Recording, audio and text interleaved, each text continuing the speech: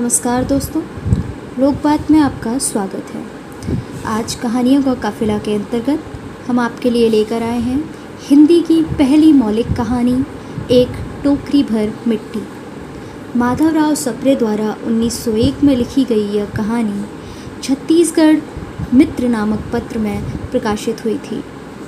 यह सर्वमान्यता से हिंदी की प्रथम मौलिक कहानी मानी जाती है। तो आइए शुरू करते हैं। किसी श्रीमान जमींदार के महल के पास एक गरीब अनाथ विधवा की झोपड़ी थी। जमींदार साहब को अपने महल का हाता उस झोपड़ी तक बढ़ाने की इच्छा हुई। विधवा से बहुतेरा कहा कि अपनी झोपड़ी हटा ले, पर वह तो कई ज़माने से वहीं बसी थी। उसका प्रिय पति और इकलौता पुत्र भी उसी झोपड़ी में मर गया था। पतोहू भी एक 5 बरस की कन्या को छोड़कर चल बसी थी। अब यही उसकी पोती इस वृद्धा काल में एकमात्र आधार थी। जब उसे अपनी पूर्व स्थिति की याद आ जाती तो मारे दुख के फूट फूट कर रोने लगती थी। और जब से उसने अपने श्रीमान पड़ोसी की इच्छा का हाल सुना, तब से वह मृतप्राय हो गई थी। उस झोपड़ी में उसका मन लग गया था कि बिना मरे वहाँ से वह निकलना नहीं चाहती थी। श्रीमान के सब प्रयत्न निष्फल हुए, तब वे अपनी जमींदारी चाल चलने लगे। बाल की खाल निकालने वाले वकीलों की थैली गरम कर उन्होंने अदालत से झोपड़ी पर अपना कब्जा करा लिया और विधवा को वहाँ से निकाल दिया। बेचारी अनाथ तो थी ही, पास पड़ोस में कहीं जाकर रहने लगी। एक दिन श्रीमान उस झोपड़ी के आसपास टहल रहे थे और लोगों को काम बतला रहे थे कि वह विधवा हाथ में एक टोकरी लेकर वहाँ पहुँची। श्रीमान ने उसको देखते ही अपने नौकरों से कहा कि उसे यहाँ से हटा दे, पर वह गिड़गिड़ाकर बोली, महाराज, अब तो यह झोपड़ी तुम्हारी ही हो गई है, मैं उसे लेने नहीं आई हूँ। महाराज क्षमा करें तो एक विनती है। जमींदार साहब के सिर हिलाने पर उसने कहा, जब से यह झोपड़ी छूटी है तब से मेरी पोती ने खाना पीना छोड़ दिया है। मैंने बहुत कुछ समझाया पर वह एक नहीं मानती। यही कहा करती है कि अपने घर चल, वहीं रोटी खाऊंगी। अब मैंने यह सोचा कि इस झोपड़ी में से एक टोकरी भर मिट्टी लेकर उसी का चूल्हा बनाकर रोटी पकाऊंगी।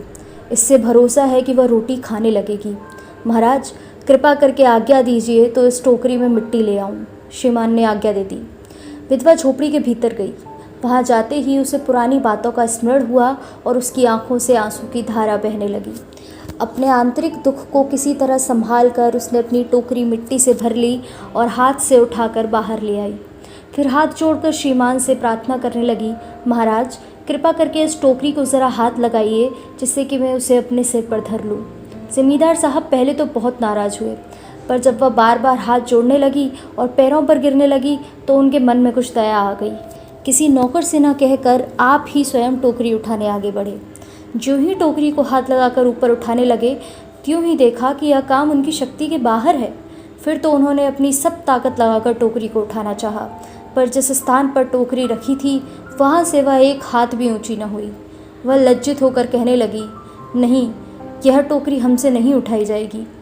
यह सुनकर विधवा ने कहा, महाराज नाराज़ न हो, आपसे एक टोकरी भर मिट्टी नहीं उठाई जाती और इस झोपड़ी में तो हज़ारों टोकरियां मिट्टी पड़ी हैं। उसका भार आप जन्म भर क्यों कर उठा सकेंगे? आप ही इस बात पर विचार कीजिए।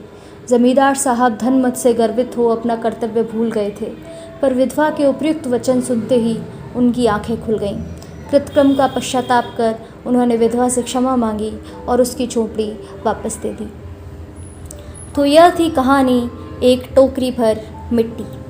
हिंदी की अन्य कहानियाँ सुनने के लिए आप हमारे चैनल को सब्सक्राइब करना बिल्कुल ना भूलें।